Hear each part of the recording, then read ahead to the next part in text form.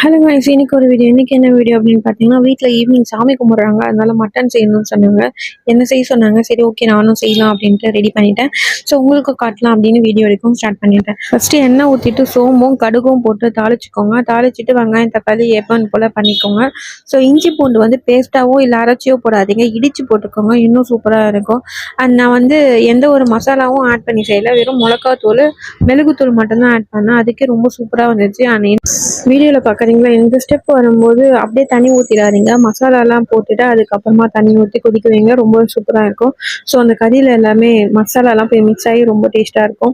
So நான் வந்து கட்டியாக தான் வைக்கணும்னு நினச்சேன். எங்கள் மாமியார் தான் தண்ணியாக வைங்க, நான் யாருக்கும் பத்தாது அப்படின்னு சொன்னாங்க. சரி ஓகே அப்படின்னு தனியாக வச்சாச்சு. உண்மையிலே சாப்பிட்டு பார்த்தா அவ்வளோ டேஸ்ட்டு. அண்ட் ஒன் திங், நான் மட்டன் இப்போ தான் ஃபர்ஸ்ட் டைம் செய்கிறேன். ஸோ அம்மாவுக்கு கால் பண்ணி வர சொல்லி சாப்பிட சொன்னால் அவங்களும் ரொம்ப சூப்பராக இருக்குது அப்படின்னு சொன்னாங்க. ஓகே கைஸ், இந்த வீடியோ பிடிச்சா மறக்காமல் நம்ம சேனல் சப்ஸ்கிரைப் பண்ணுங்கள். இது பார்க்கும்போது உங்களுக்கு